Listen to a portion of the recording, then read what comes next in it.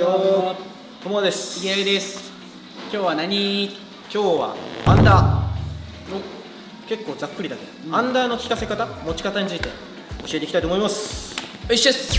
はい、今日はアンダーの効かせ方、持ち方について教えていきたいと思います。アンダーってやっぱり、女の子だったりとか、ユースの子はすごく苦手な子が多いと思うんですけど、どうやったら持てるようになるのかを教えていきたいと思います。で、ポイントが4つあって、1つ目がお腹を意識することです。ちょっと実際に壁で見てみてください。はい、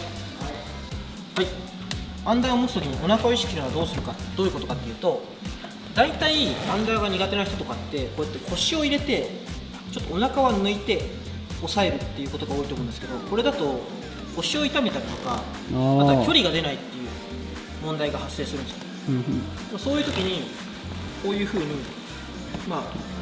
腰を入れるとこういうこと、そうするとお腹が意識できる、危ないね。お腹の力を込めて反らないっていうだけです。そうすると体幹がすごく安定して、次距離を出しやすくなります。だからこうじゃなくて、しっかりと腹筋にも力を入れて一つです。はい。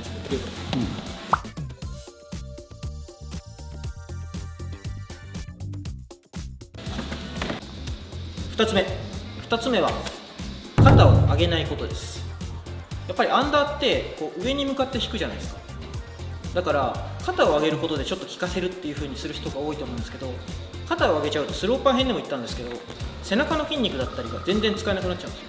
で、肩を上げないって意識するの結構難しいと思うんで、首を長くするっていうのを意識してみてください。首をきれいに見せるじゃないけど、要すると勝手に肩って落ちると思うんですよ。それをちょっと見てみてください。肩上げ、こういう感じ。肩を上げると肘も開いちゃうし、ここの筋肉が全然使えなくなっちゃう。確かに入らなそそう。の時に首を長くする。そうするとほら、すごい背中使えそうでしょ。そうだね。上裸でやるとムキムキかもね。3つ目はこの手首の力で持たないっていうところです。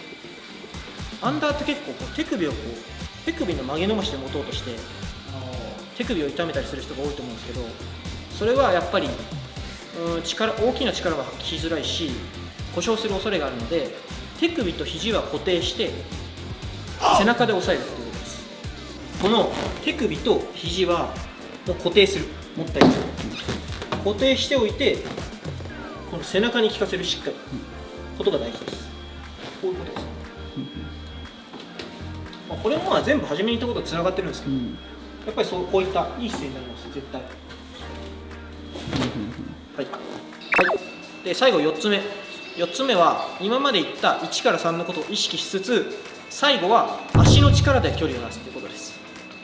で、昔僕アンダーすごい苦手だったんですけど、尊敬する先輩の幸君、幸さんがすごくアンダーが強くて、どうやって持ってるんですかって意識した時に、アンダーは足で持つんだよって言われたんですよ。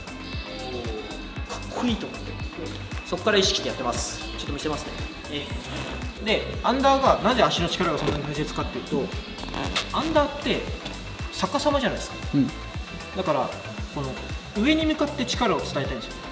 だから足の蹴る方向と一緒なの。だから足の力が強ければ強いほどこれが効くようになる。わかりましたか？はい。さっきまで言ったこの3つのことを意識してこのポジションを作ったじゃないですか。そしたら最後これだと左足、で上に力を伝えることで距離を出す。この足で蹴ってる力とこの引いてる力が一緒になるので、より上に上がれるようになります。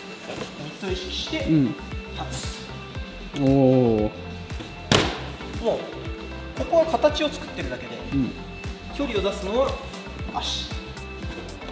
例えば手がこれでアンダーが次この黄色に行きたいってなった時に、この黄色って体を上げないと効かない動きなんですよ。だからそういう時にこの足の力で立ち上がって効かせるっていうのが大事です。